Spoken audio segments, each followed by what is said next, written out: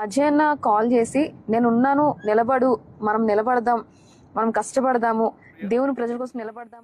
ఏమ్మా సుప్రియ తల్లి, అజయ్ వదిలేశాడు, కష్టం వస్తే ఉంటానన్నాడు. ఎలక్షన్ కోడ్ అనేది చాలా స్ట్రిక్ట్గా ఉంటుంది అని సిఐ గారు చాలా స్పష్టంగా. దేవుని యొక్క మహాకపులో మీ అందరికీ కూడా ఈ వీడియోకి స్వాగతం పలుకుతున్నాను. అభినయ్ దర్శన్ వైఫ్ సుప్రియ ఒక వీడియో చేశారు. అతను అరెస్టు తర్వాత పోలీసులు తీసుకువెళ్ళారంటూ యాంటిసిపేటరీ బెయిల్ కూడా అప్లై చేసుకున్నామంటూ వారు ఒక వీడియో చేశారు. అందులో మాట్లాడే మాటల్లో మరి అజయ్ బాబు గారు మమ్మల్ని బలపరిచి మధ్యలో విడిచిపెట్టాడు, అంతేకాకుండా కనీసం ఇప్పటివరకు ఒక ఫోన్ కాల్ కూడా చేయలేదు, మేము ఈ ఎలక్షన్లో మరి అభినయ్ దర్శన్ నిలబడాలని ఆయనకు లేదు, కానీ ఆయన నిలబడటానికి కూడా ఈయనే ప్రోత్సహించాడు, బలపరిచాడు, కానీ అరెస్టు తర్వాత ఇప్పటివరకు ఒక ఫోన్ కాల్ కూడా చేయలేదంటూ సిస్టర్ ఒక వీడియో చేశారు. అంతేకాకుండా దానిపైన మరి అజయ్ బాబు గారు కూడా స్పందించారు. కాబట్టి ఆ తర్వాత మరి అభినయ్ దర్శన్ కూడా స్టేషన్ నుంచి ఇంటికి వచ్చిన తర్వాత ఒక వీడియో చేశారు. ఈ వీడియోల గురించి మనం మాట్లాడుకోవడానికి మీ అందరికీ కూడా ఈ వీడియోకి స్వాగతం పలుకుతున్నాను. So welcome.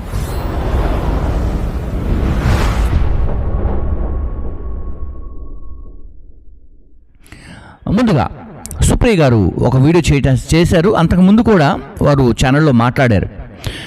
ఇది కారులో మాట్లాడినటువంటి వీడియోను నేను చూసినప్పుడు ఇది జరిగి కొద్ది రోజులు అవుతుంది, అయినప్పటికీ కూడా ఈ వీడియో ఎందుకు చేస్తున్నానంటే కొంతమందికి క్లారిటీ లేదు, ఇద్దరి మధ్యలో గొడవ ఉందని చెప్పేసి, అంతేకాకుండా వీరికి సమాధానం లేదన్నట్టుగా కూడా చాలామంది అనుకుంటున్నారు. నాకు కూడా కొన్ని ఫోన్ కాల్స్ ద్వారా కొంతమంది సహోదరులు అడుగుతున్నటువంటి వారు కూడా లేకపోలేదు. అయితే అభినయ్ దర్శన్ కూడా క్లారిటీ ఇచ్చారు. ఈ సమయంలో నిజంగా సుప్రియ గారు అసలు ఎందుకు మాట్లాడారు అంటే ఎమోషనల్గా అయ్యి తన భర్తను అరెస్ట్ చేయటం వల్ల అలా మాట్లాడారని కూడా అభినయ్ దర్శన్ గారు కూడా చెప్పారు. అయితే అసలు ఆమె ఏం మాట్లాడింది ఒకసారి విందాం. ప్రైజ్ లార్డ్ అందరికీ.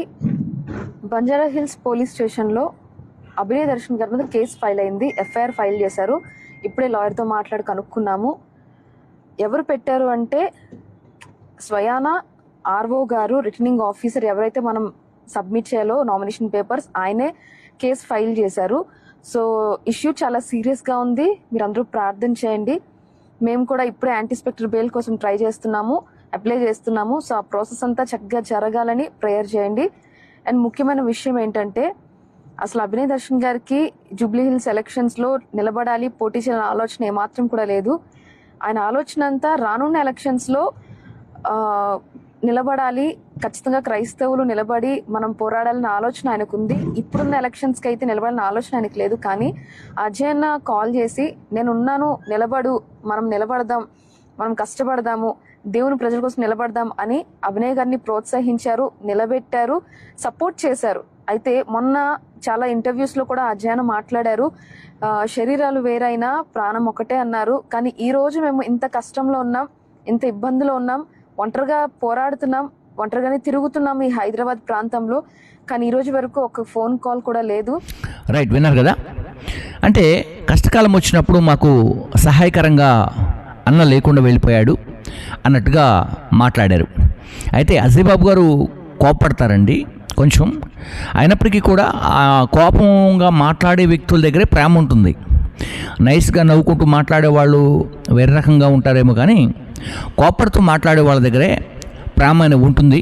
కాబట్టి నిన్ను గౌరవిస్తున్నాడు. అసలు ఆయన మాట్లాడుతున్న మాట కూడా ఒక వీడియో చూశాను నేను, ఒకసారి ఆయన ఏం మాట్లాడుతున్నాడు. ఏమ్మా సుప్రియ తల్లి, అజయ్ వదిలేశాడు, కష్టం వస్తే ఉంటానన్నాడు, వాళ్ళు వదిలేశాడు అంటున్నావు కదా. ఇద్దరు చదువుకున్న వ్యక్తులే కదా.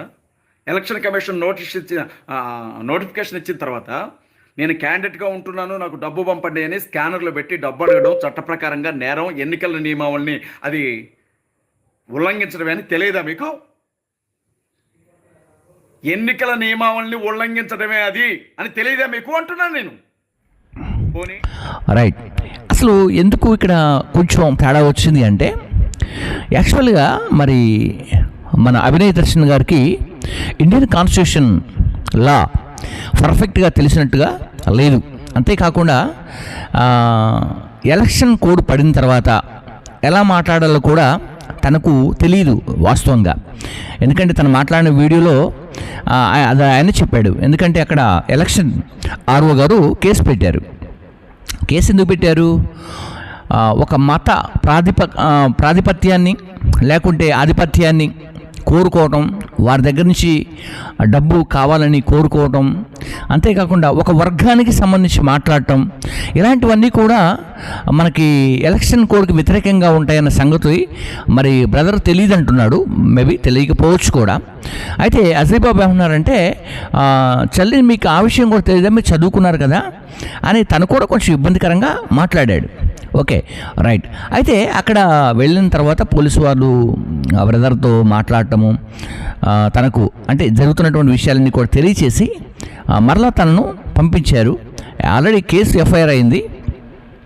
ఆ విషయాన్ని కూడా తను మాట్లాడుతున్నాడు. అసలు ఏం చెబుతున్నాడు ఒకసారి విందాం. డీటెయిల్గా ఎక్స్ప్లెయిన్ చేశారు. మీరు క్యూఆర్ కోడ్ పెట్టడం తప్పు కాదు, మీరు ప్రజల్ని ఆర్థికమైన సపోర్ట్, ఆర్థిక సహకారం అడగటం తప్పు కాదండి. కాకపోతే మీరు ఒక కులాన్ని, ఒక మతాన్ని ప్రస్తావించి అడగటం తప్పు. అంటే మేము హైందవులమని, లేదంటే నేను క్రైస్తవుని అని, లేదా నేను ముస్లిం అని, క్రైస్తవులు నాకు సపోర్ట్ చేయండి, ఈ మాట మాట్లాడడం తప్పు. అంతే తప్ప ఆర్థిక సహకారం అడగటం తప్పు కాదు. నేను మీ వీడియో అంతా చూశాను.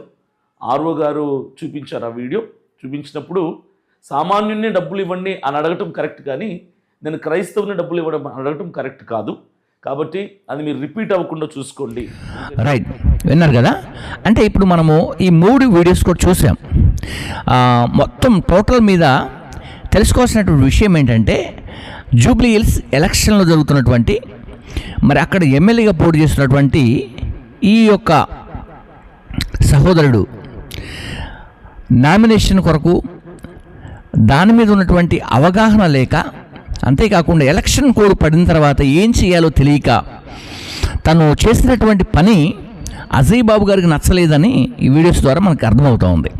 అయితే అజయ్ బాబు గారు కూడా అది అంటున్నారు. ఏమంటున్నారంటే, మీకు తెలియదా అని మాట్లాడారు.